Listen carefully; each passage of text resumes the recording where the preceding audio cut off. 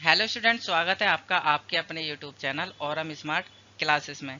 Student, आज हम discuss करने वाले हैं इसमें न्यू चैप्टर, चैप्टर नंबर 7। ठीक है, चैप्टर का नाम है मानव पूंजी निर्माण। तो इससे पहले 6 चैप्टर मतलब 1 से लेकर 6 चैप्टर की वीडियो बन चुकी हैं, जिसका लिंक मैं आपको नीचे इसी वीडियो के नीचे डिस्क्रिप्शन में दे दूंगा। जिस बच्चे ने भी वो वीडियो नहीं देखी है तो प्लीज़ जाकर आप उस वीडियो को देखिए और उसके बाद आप डन ये वाली वीडियो देखिए। अगर आपने पहली वीडियो देख रखी है और आप इसी चैप्टर के लिए आए हैं तो मोस्ट वेलकम, क्योंकि इस चैप्टर में आज हम पढ़ने वाले हैं मानव पूंजी निर्माण। मतलब जो मानव है वो किस तरीके से पूंजी के रूप में इस्तेमाल किया जाता है, मानव क्या करता है और पूंजी का निर्माण करने के लिए वो कौन कौन सी चीज़ों का यूज करता है, ये सारी चीज़ें हम इस वीडियो के अंदर डिस्कस करने वाले हैं। तो वीडियो को बिल्कुल भी स्किप मत कीजिएगा, क्योंकि यहाँ से मोस्ट इम्पोर्टेंट क्वेश्चंस मैं बीच बीच में बताता रहूंगा जो भी आपके पेपर में आते हैं। तो टाइम वेस्ट ना करते हुए वीडियो को करते हैं हम स्टार्ट, और बने रहिए आप हमारे साथ। Hello guys, welcome back to Aurum smart classes. Student, आज हम डिस्कस करने वाले हैं मानव पूंजी निर्माण, जो कि आप बचपन से ही पढ़ते हुए आ रहे हैं। बचपन मतलब 6 क्लास से ही आपको थोड़ा थोड़ा इन्फॉर्मेशन दे दिया जाता है एसएसटी के अंदर। तो मानव पूंजी क्या होती है, भौतिक पूंजी क्या होती है, ये सारे डिस्कस हम करने वाले हैं। तो भौतिक पूंजी से अगर हम अभिप्राय देखें, इसकी अगर हम परिभाषा देखें कि इसकी परिभाषा क्या हो सकती है, तो वे सभी आगत, आगत मतलब होता है वस्तु, ध्यान रखना, ठीक है। इकोनॉमिक्स वाले हो तो ये सारी चीजें आपको पता होनी चाहिए, ठीक है। तो आगत मतलब क्या होता है, वे सभी आगत जिनका प्रयोग उत्पादन की प्रक्रिया मतलब किसी भी चीज का प्रोडक्शन करने के लिए जिन चीजों का, जिस मटेरियल का प्रयोग किया जाता है उसे ही क्या कहा जाता है, भौतिक पूंजी। जैसे कि अगर हम एग्जांपल देखें तो प्लांट, मशीनरी, कारखाना, इमारतें, कच्चा माल, तो ये सारी चीजें क्या होती हैं, भौतिक पूंजी होती हैं। ठीक है, समझ आया। अगर हम बात करते हैं स्टूडेंट्स कि मानव पूंजी क्या होता है, भौतिक पूंजी तो हमने देख लिया, लेकिन मानव पूंजी क्या होता है। देखो, मानव पूंजी की डेफिनेशन है कि मानव पूंजी से अभिप्राय निपुणता, शिक्षा, ज्ञान के स्टॉक से है। नहीं समझे, अभी समझाते हैं। देखिए, सपोज कीजिए मेरे पास में ग्रेफाइट है, ठीक है, और मेरे पास में लकड़ी है, ठीक है।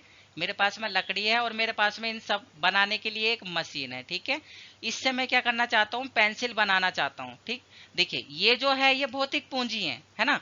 लेकिन उस पेंसिल को किस तरीके से डिजाइन करना है कि सबको अच्छी लगे, क्या लुक देना है उसका, क्या नहीं देना है, तो उस चीज का जो डिजाइन मैंने बनाया है, उसका जो तरीका बनाने का है, उसमें जो सारी चीजें उसका मैंने जो यूज किया है, उसका फिगर मतलब उसको बनाने के लिए या फिर उसका मतलब उसकी शेप बनाने के लिए, तो वो क्या कहलाता है, वही मानव पूंजी है, ठीक है। आपके पास में अगर एग्जांपल हम दें कि आपके पास में दूध भी है, चाय पत्ती भी है, पानी भी है, गैस भी है, सब कुछ है, लेकिन अगर आपको चाय बनानी है तो वो चाय बनाने वाले के ऊपर डिपेंड करता है कि अगर मैंने चाय बनाई तो बकवास बनेगी, लेकिन अगर मोस्टली कोई गर्ल्स बनाती है जो उनका पेशा ही यही होता है, तो वो बहुत अच्छी तरीके से चाय बनाएगी। क्यों? क्योंकि उनकी जो मानव पूंजी है, मतलब जो उनकी निपुणता है उस चीज में काफी अच्छी है, उस चीज के प्रति उनकी नॉलेज अच्छी है, उनका ज्ञान अच्छा है, ठीक है।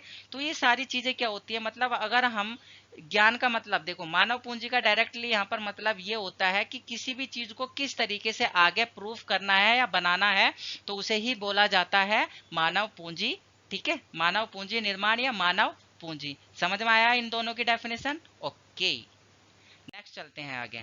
मानव पूंजी निर्माण के कौन कौन से स्रोत होते हैं, ठीक है। तो सबसे पहला स्रोत स्टूडेंट्स होता है कि शिक्षा पर व्यय या खर्च। देखिए, जितनी अच्छी शिक्षा होगी उतना अच्छा आपका रोजगार होगा, और उतना अच्छा, जितना अच्छा रोजगार होगा उतना अच्छा प्रोडक्शन होगा, जितना अच्छा प्रोडक्शन होगा उतनी अच्छी जीडीपी होगी, और जितनी अच्छी जीडीपी होगी उतना अच्छा देश समृद्ध करेगा, और जितना अच्छा देश समृद्ध करेगा उतना ही देश का विकास होगा। तो ये सारी चीजें एक दूसरे से कनेक्ट होती है। मतलब जो शिक्षा है, अगर आपकी मानव के जीवन में जो शिक्षा प्रणाली है वो काफी अच्छी है, तो उसका क्या करती है, आय को अर्जित करने में मदद करती है। अच्छी शिक्षा प्रणाली देश की जीडीपी को भी बढ़ाती है, ठीक है। नेक्स्ट, स्वास्थ्य, मतलब ये भी बहुत ज्यादा अच्छी चीज है, स्वास्थ्य पर खर्च करना चाहिए, क्योंकि अगर हम स्वास्थ्य पर खर्च नहीं करेंगे तो बीमार आदमी कैसे काम करेगा, और जब बीमार आदमी काम नहीं कर पाएगा तो उसका घर नहीं चल पाएगा, जब घर नहीं चल पाएगा तो रोजगार नहीं मिलेगा, आय नहीं आएगी, आय नहीं आएगी, उत्पादन नहीं होगा, उत्पादन नहीं होगा तो जीडीपी नहीं बढ़ेगी, जब जीडीपी नहीं बढ़ेगी तो आप समझ सकते हैं देश का विकास नहीं हो सकता। तो इसलिए स्वास्थ्य भी कहीं ना कहीं हमारे मानव पूंजी निर्माण से जुड़ा हुआ है। ठीक है, आगे हम देखते हैं कि सरकार किन किन चीजों पर ज्यादा मोस्टली स्वास्थ्य पे कौन कौन सी चीजें हैं ऐसी जिन पर ज्यादा खर्च किया जाता है। तो मुख्य रूप से औषधि मतलब टीकाकरण वगैरह, अभी आपका जैसे कि कोवैक्सीन का जो टीका लग रहा है तो इस पर गवर्नमेंट क्या कर रही है, पैसा खर्च कर रही है। उसके बाद में रोगनाशक दवाइयां जो कि आपकी प्रतिजैविक वगैरह जो दवाइयां होती हैं वो हो गई। स्वास्थ्य शिक्षा जैसे कि आपका एम्स हो गया, मेडिकल्स हो गया, बहुत सारी ऐसी स्टडीज हो गई। ठीक है, इन सब पे भी गवर्नमेंट खर्च करती है। पीने के पानी पर गवर्नमेंट खर्च करती है। स्वच्छ भारत मिशन जो कि आप देख रहे हैं आपके आसपास जो चलाया जाता है 2 अक्टूबर को, मतलब ये आपका ज्यादातर देश को अच्छा स्वास्थ्य कहते हैं कि अगर आपके आसपास गंदगी नहीं है तो आप स्वस्थ रहेंगे, है ना। अब जैसे कि गर्मी आने वाली है तो अब मलेरिया से बचने के लिए लोग बाग बहुत सोशल हो जाएंगे, पानी जमा नहीं होने देना, ये मतलब ये सारी चीजें क्या है, तरह तरह के कार्यक्रम चला जाएंगे, तो ये स्वास्थ्य से रिलेटेड ही है। ओके, नेक्स्ट चलते हैं। कार्य के दौरान प्रशिक्षण, स्टूडेंट यहाँ पर बहुत सारी चीजें ऐसी हैं कि जो मैं आपको बताना चाहता हूँ बट नहीं बता पाऊंगा क्योंकि समय की बहुत पाबंदी है और हमें ज्यादातर मोस्टली अपना सिलेबस कवर करना है क्योंकि ये तो चलता रहता है। क्योंकि यहाँ पर देखिए हमारी जो बेसिक शिक्षा है मैं आपको बता देता हूँ। हमारे यहाँ पर क्या होता है, मोस्टली इंडिया के अंदर क्या होता है, जो हमारी इंडिया है इस इंडिया के अंदर क्या होता है, जो ज्यादातर क्या होता है थ्योरी वाले सब्जेक्ट पर ज्यादा फोकस किया जाता है, प्रैक्टिकल वाले सब्जेक्ट पर फोकस नहीं किया जाता। मतलब हमारे को पढ़ाया तो बहुत अच्छे तरीके से जाता है मीन्स, लेकिन हमारे को प्रैक्टिकल नहीं किया जाता, जिसके कारण क्या होता है हमें नौकरी में बाधाएं देखने को मिलती हैं। हमें सारी चीज पता होती हैं लेकिन हम उनको कर नहीं पाते हैं। तो वो मोस्ट इम्पोर्टेंट है हमारे यहाँ पर कि हमारे यहाँ पर नौकरी के दौरान साथ साथ प्रशिक्षण भी जरूरी होता है कौशल के साथ साथ, क्योंकि अगर पढ़ाई के साथ साथ में शिक्षण नहीं होगा, प्रशिक्षण नहीं होगा, ट्रेनिंग वगैरह नहीं होंगी तो हम किसी भी चीज में कुशल नहीं हो पाएंगे। अगर होता है तो कुशलता को बढ़ाते हैं और जब कुशलता बढ़ेगी, उनकी स्किल्ड बढ़ेंगे तो क्या होगा, आय के स्रोत भी बढ़ेंगे, जिसके कारण क्या होगा, मानव पूंजी भी इंक्रीज होगी। ठीक है, नेक्स्ट देखते हैं। फोर्थ है हमारा हस्तांतरण प्रवास व्यय। मतलब हम क्या करते हैं, हम क्या मतलब गवर्नमेंट क्या करती है, आने जाने वाली चीजों पर भी क्या करती है, बहुत पैसा लगाती है। आपने देखा होगा सड़कें बन रही हैं, फ्लाईओवर्स बन रहे हैं, मेट्रोज बन रही है, तरह तरह की नई नई तरह प्रकार की बसें आ रही हैं। ये सब क्या होता है, ये इन सरकार इन पर ऊपर खर्च क्यों करती है, ताकि हम एक आसानी से एक जगह से दूसरी जगह पर जाकर अपना टैलेंट दिखा सकें और अपना काम धंधा कर सके। तो परिवहन पर खर्च किया जाता है और जीवन निर्वाह की लागत, यानी कि भिन्न भिन्न वातावरणों में अलग अलग तरीके से ये किया जाता है ना। मतलब अलग अलग जगहों पर अलग अलग तरीके से। अब ये नहीं है कि भाई मैदानी क्षेत्र में तुम अलग तरीके से खर्च करोगे, क्योंकि मैदानी क्षेत्र है तो यहाँ पर इसके अकॉर्डिंग खर्चा होगा, लेकिन अगर पहाड़ी क्षेत्र की बात करें तो वहां पर अलग तरीके से पैसा लगाया जाता है। ठीक है, तो ये सारी चीजें भी क्या होती है, इन पर प्रवास पर भी क्या होता है, गवर्नमेंट पैसा खर्च करती है। क्यों, क्योंकि एक शहर से दूसरे शहर में हम अपनी टेक्नोलॉजी को ले जाने में सक्षम हो जाते हैं। उसके बाद में क्या होता है, सूचना पर व्यय। क्योंकि सूचना नहीं होगी तो किसी चीज का तो हमें पता नहीं चलेगा, इससे हमारे चीजें क्या हो जाएंगी, ज्ञान अधूरा रह जाएगा, नॉलेज अधूरी रह जाएगी, टेक्नोलॉजी कम रहेगी। तो इससे क्या होगा, इसलिए गवर्नमेंट क्या करती है, जो देश होता है वो विकास के योगदान में बहुत ज्यादा मदद करता है। अगर आप इस पर व्यय करते हैं तो सभी देशों को सूचना एकत्रित करना किया जा सकता है। मतलब ऐसा नहीं है कि हमें सबके बारे में पता भी तो होना चाहिए, जैसे यूके में क्या चल रहा है, अमेरिका में क्या चल रहा है, उसके बाद में हमारे पड़ोसी देशों के बीच में क्या चल रहा है। तो ये सारी चीजें टेक्नोलॉजी और इनकी कुशलता भी हमारे स्किल को बढ़ाती है। आपने देखा होगा हमारे यहाँ के जो डॉक्टर्स हैं वो वर्ल्ड में सबसे नंबर 1 डॉक्टर्स माने जाते हैं, इंजीनियर्स हमारे यहाँ के सबसे नंबर 1 माने जाते हैं, साइंटिस्ट हमारे सबसे नंबर 1 माने जाते हैं, लेकिन हम मार कहाँ खा जाते हैं, प्रशिक्षण के दौरान। ठीक है, तो ये सारी चीजें चलती रहती हैं। समझ आ रहा है, आगे देखते हैं। नेक्स्ट है हमारे पास मानव पूंजी की भूमिका या महत्व, यानी कि ये हमारे लिए क्यों इम्पोर्टेंट होती है। तो उच्च उत्पादन और उत्पादकता, मतलब अगर मानव पूंजी उत्पादन, मतलब क्या होता है, मानव पूंजी निर्माण जो होता है वो उत्पादन को बढ़ाता है। क्यों, अच्छी शिक्षा और प्रशिक्षण क्या होते हैं, संसाधन बढ़ाते हैं, और जब संसाधन बढ़ेंगे तो निवेश के नए नए रास्ते खुलेंगे, तो इससे क्या होगा, रोजगार में भी वृद्धि होगी। उच्च जीवन प्रत्याशा, मतलब जीने की, अगर अच्छे लोग हैं, पढ़े लिखे हैं तो डॉक्टर्स बनेंगे, अपने आसपास सफाई रखेंगे, इंटेलिजेंट लोग होंगे, तो इससे क्या होगा, जो जीवन स्तर है वो भी सुधरेगा, अच्छा भोजन वगैरह खाएंगे, है ना। तो जीवन की गुणवत्ता में सुधार, यानी कि लोग जीवन की जो गुणवत्ता होती है, जो शिक्षा, स्वास्थ्य या अच्छे कौशल पर निर्भर रहती है, तो अगर ये सारी चीजें अच्छी होंगी तो उनकी कमाई अच्छी होगी, तो उनका रहन सहन अच्छा होगा, ताकि उससे क्या हो सके, तो उनको शिक्षा भी अच्छी मिलेगी, जीने मतलब शारीरिक शिक्षा होगी, या फिर उनकी क्या हो गया, उनकी मेडिकल फैसिलिटी हो गई, तो ये सारी चीजें किसके अंदर आती है, उनके जीवन को सुधारने के लिए ही होती है ना। नेक्स्ट है हमारी टेक्नोलॉजी में सुधार, आविष्कार, मतलब जितनी अच्छी टेक्नोलॉजी होगी उतने ज्यादा आविष्कार होंगे, क्योंकि अगर टेक्नोलॉजी अच्छी नहीं है तो आविष्कार भी नहीं होते। कहते हैं कि जो टेक्नोलॉजी होती है वो आविष्कार की जननी होती है ना। तो मतलब मानव पूंजी एक अच्छी टेक्नोलॉजी को भी बढ़ाती है। जब देश की टेक्नोलॉजी अच्छी होती है, यानी कि तकनीक बढ़ती है, तो मानव तरह तरह के आविष्कार में योगदान देता है, जिससे कि मानव पूंजी में वृद्धि होती है। ठीक है। नेक्स्ट है हमारा भागीदारी और समानता को बढ़ाना। भागीदारी का अर्थ क्या होता है, देखिए, उत्पादन शक्ति में भाग लेने वाले मजदूर, जो श्रमिकों की संख्या, इससे श्रम की उत्पादकता में भी वृद्धि होती है, जिसके कारण आय और धन के वितरण में क्या होता है, और वितरण में रोजगार की समानता आती है। मतलब हर कोई क्या करता है, पार्टिसिपेट करता है, तो इससे क्या होता है, लोगों का टैलेंट निखर के आता है, तो उस टैलेंट के अकॉर्डिंग उनको क्या मिलता है, धन मिलता है, आय मिलती है, सारी चीजें यहाँ से निकल के जाती हैं। ठीक है। आगे देखते हैं, मानव पूंजी निर्माण में कौन कौन सी बाधाएं एवं समस्याएं। देखिए, अगर अच्छी चीज होती है तो बुरी चीज भी साथ में आती है, ये तो फैक्ट है, क्योंकि अगर हमें किसी चीज का बेनिफिट्स है तो उसका क्या है, हमें नुकसान भी होता है। तो सबसे पहले देखिए क्या है, बढ़ती जनसंख्या, यानी कि बढ़ती हुई जो जनसंख्या है, मौजूदा जितने हमारे संसाधन है और जो सुविधाएं हैं, जैसे कि अस्पताल, शिक्षा, रोजगार और जल पूर्ति, इनके क्या होता है, प्रति व्यक्ति क्या होती है, उपलब्धता धीरे धीरे कम करा देती है। तो इसमें संसाधनों में क्या होता है, कमी आती है, जो लोगों के जीवन की गुणवत्ता को क्या करती है, कम कर देती है। ठीक है। बुद्धिजीवी अपवाहन, मतलब जो अच्छे पढ़े लिखे होते हैं, वो अच्छी इनकम उनको यहाँ पर नहीं मिल पाती है, तो वो लोग क्या करते हैं, वो फॉरेन कंट्री की ओर को अपना रुख कर लेते हैं। क्यों? क्योंकि उनकी कैपेसिटी के अनुसार यहाँ पर उनको इनकम नहीं मिलती, तो बाहर वाले यानी कि जो विदेशी जो देश होते हैं, जो विदेश होता है, वहां पर उनको उनकी कैपेसिटी के अनुसार क्या होता है, पैसा मिल जाता है, तो उनका परिवहन, इसे ही बोलते हैं बुद्धिजीवी अपवाहन। ठीक है।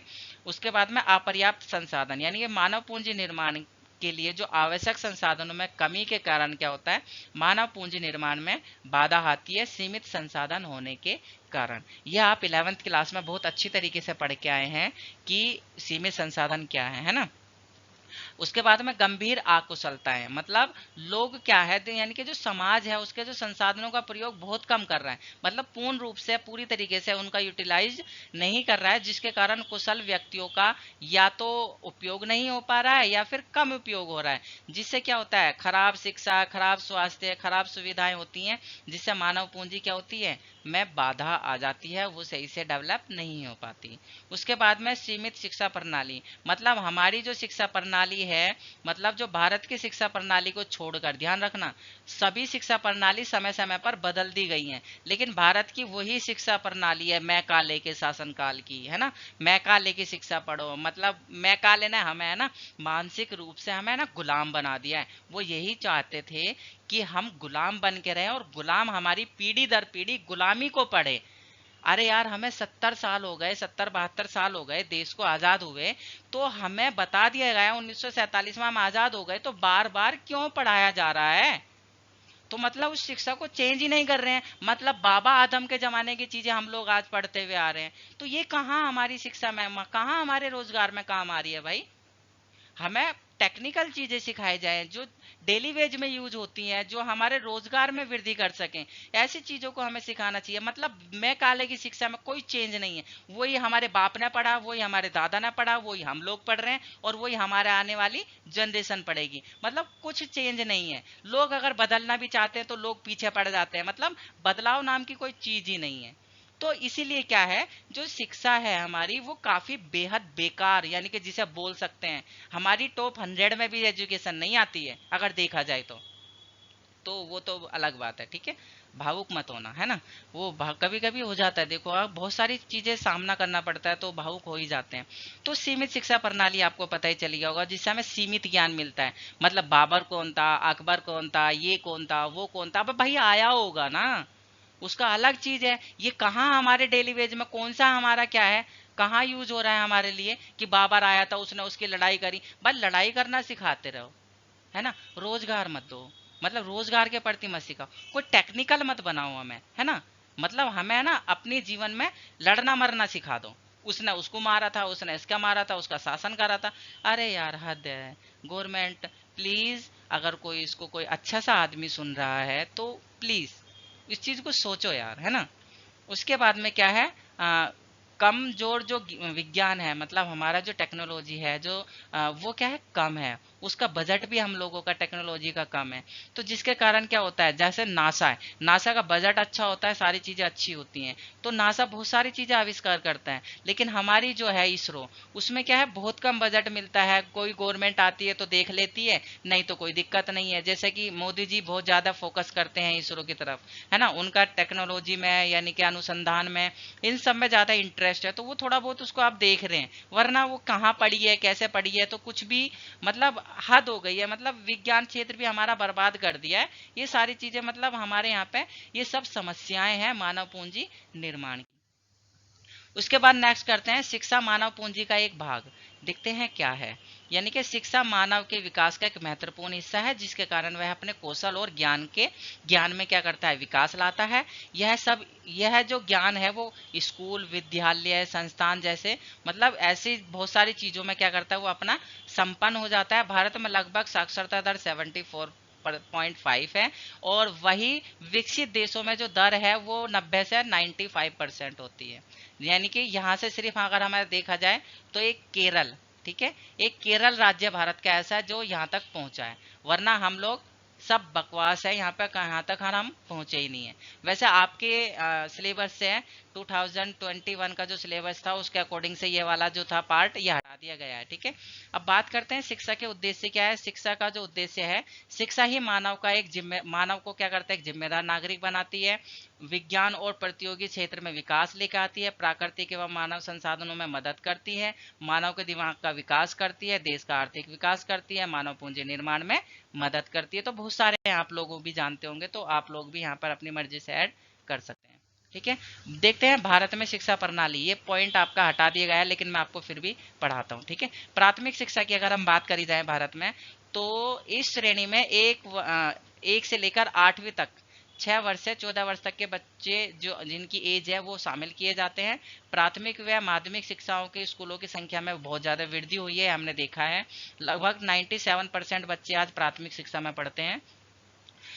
सरकार के द्वारा चलाए गए कार्यक्रम में सर्व शिक्षा अभियान, बेटी बचाओ बेटी पढ़ाओ, शिक्षा का अधिकार, मिड डे मील जैसे कार्यक्रम समय समय पर क्या है, शिक्षा में बदलाव का क्रांति लेके आते हैं। मतलब समय समय पर बदलाव किए जाते हैं। अगर देखा जाए 1950 से 51 में भारत में लगभग इतने लाख उस समय पे क्या था, मतलब ये बच्चे थे, मतलब जो प्राथमिक शिक्षा पर जो खर्च वो था।